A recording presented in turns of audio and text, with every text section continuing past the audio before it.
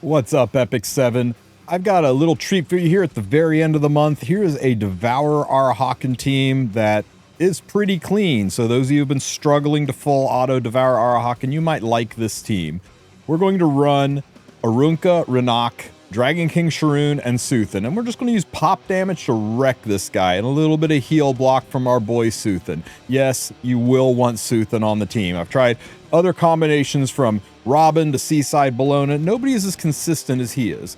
Let me give you a breakdown of the units. So it is a standard RTA Boss Arunka. You don't have to build it like mine. Any RTA version Boss Arunka will work. In fact, one that has more health and more effect resistance would probably be better. He's not our principal damage dealer, so don't fret over the 4K defense. In fact, the next unequip event that rolls around, I'm probably giving this girl an overhaul anyway. Just make her bulky. If you want to go counter set, that's great. It's not required. Just needs to be on the team and to be able to take some hits. Next is going to be your typical RTA Renak, just built really, really fast with a little bit of attack. That's all she needs. You can run her on RNL, or you can run her on whatever artifact that you want to run your Renak on. It doesn't really matter. Just make sure she's on the team, built like you would build her for any use in the game. And Dragon King Sharoon, a standard build for Dragon King Sharoon. I did put mine on counter set. It's not required, but you do want to get her on the Celestine artifact. You're going to need some source of healing, and Celestine is your best bet for that. If you don't have a Celestine artifact, you may want to use one of the other Devourer Arahakan teams in the auto video that's linked in the description of this video. And that's it. She is way overkitted on effectiveness. She doesn't need any effectiveness for this fight. A little bit of speed and some bulk to survive. And finally, Suthen. Suthen really just needs 6 pieces of gear. Sure, he's got 200 ER, but because of the presence of Boss Arunka, he doesn't need the 200 ER. Just build him fast and bulky. He doesn't need effectiveness because the people we care about him sticking his heal blocks on don't have ER. So really, really easy build. He just needs to exist. Even a level 51 should work. I've got him on Prophetic Candlestick to help cycle his skills. That's not required. You could put him on Etika Scepter if you want, or really any artifact. Let's show you how this team works. Okay, guys. Teleport over to Arahakan. I think you're really going to enjoy this team. Now, if you do not have the units that I'm running, and I mean all of these units, because there really aren't any replacements on this team. If you don't have these units, check out the link in the description of the video, and that will take you to my other Nightmare guys, so you can see some other alternatives I have for defeating the Devourer Arahakan. So, Renak does her stuff, does the pop damage. I think this is what you're going to notice the most, is all of this pop damage is going right through the big defense buff that reduces damage by a significant amount. And that's what's letting us chip down the Devourer so quickly, is the true damage, the fixed damage goes right through his defenses. So we're able to take out the Devourer without taking out the spiders.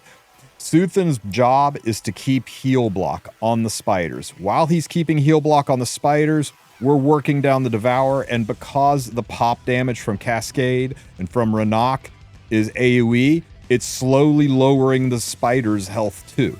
That's letting us keep the damage just slightly ahead on the spiders, so that when they use their AoE attacks, they heal the lowest health enemy on the team, which should be themselves.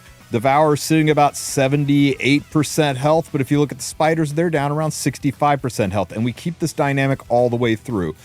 The burn pop damage and the pop damage from Renak and the pop damage from Cascade chip away at the spiders, but not quite enough to kill them. Just enough to piss them off, and that keeps their health so low that they don't turn around and heal the Devourer, so we don't need the heal block on the Devourer. That's why you don't need effectiveness on your Suthen, because the spiders in the front, they don't have any ER, so you automatically will be able to drop debuffs on them without having to build any high level of stuff. And because everybody's going to be focusing on your Boss Arunka, you don't have to worry about effect resistance on your Suthen or any of your units for that matter. Now, we do take some AoE splash damage. It does start to chip us down, so you can see why it's important to have Celestine or Touch of Rekos or the devil artifact or something to help take the edge off of the damage we take. Or you might wind up taking a dirt nap before you push this all the way down. Now, getting ready to cross that 50% threshold, where normally it's a pain in the butt, right? The Devourer self-cleanses, goes back into hibernation, hiding behind his immunity, his defense break, but we don't care. It's no different. The threshold changes nothing for us. We keep on going further into the fight. The spiders are keeping their health low enough that you can see the little green flashes. They're healing themselves. They're not healing the big Devourer. Where are we at now? We're at about 45%. We'll go ahead and proc our S3. More hits into poor Bossarunka. You do want to have a pretty tanky Bossarunka. Now, Arunka is contributing to the damage here because she's wearing Rocket Punch. If you want to run Mother of All Scams, the MOAS artifact, you can do that too. But she doesn't need it.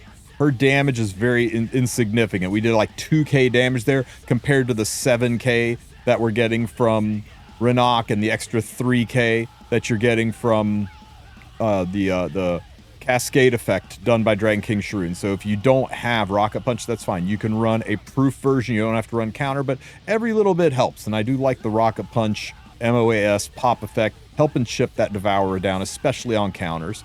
Now, you do have to be a little bit careful with counter sets. Sometimes the spiders will hit Arunka, causing her to counter. And if she counters too much, she might kill the spiders, and then they come back at full health, and suddenly you've got a problem where they're healing the Devourer. But to date, I've only had that happen once. I've run this 6 times prior to making this video just to make sure it's stable, and only in one fight did the spiders actually both die and wind up... it wound up starting to heal the Devourer, and I had to restart the fight. But 5 out of 6 fights, and this will make 6 out of 7 fights. I think it is a very stable team, and it's not too long either. This entire fight takes...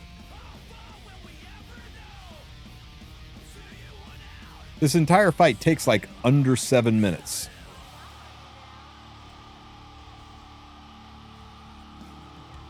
You see how low the health is on the spiders. The pop damage keeps going into them, making sure no matter how low we get the Devourer's health, the spider's health is always pretty much just as low. A nice little dual attack there. We take it. Another hit. Getting some money out of the Cascade. Oh, there's a counter. That's what I was talking about. We killed one of the spiders. But that's okay. We still got one spider left. That means he can only heal himself. Except Dragon King Shroon does a big attack. Oh no, oh no, oh no. This is going to kill that spider. Do I care though? Do I care that that spider drops? Look how low Devourer's health is. Spider's down. Devourer's going to take a turn. Summon the spiders back. Now those spiders would start healing the Devourer, except that Suthen was here and he got the heal block on the Devourer. Guys, it is such a solid team. And the best part is, it is completely normal RTA builds. You don't have to build anything special except for Suthen, who really just needs 6 pieces of gear and maybe Candlestick. I think the only thing you're going to do different than your standard RTA builds is maybe swap that Celestine artifact onto Dragon King Shroon. If you have any questions, ask them in the comments section. Don't forget to like and subscribe. You guys have a great rest of your week. Take care, Epic 7.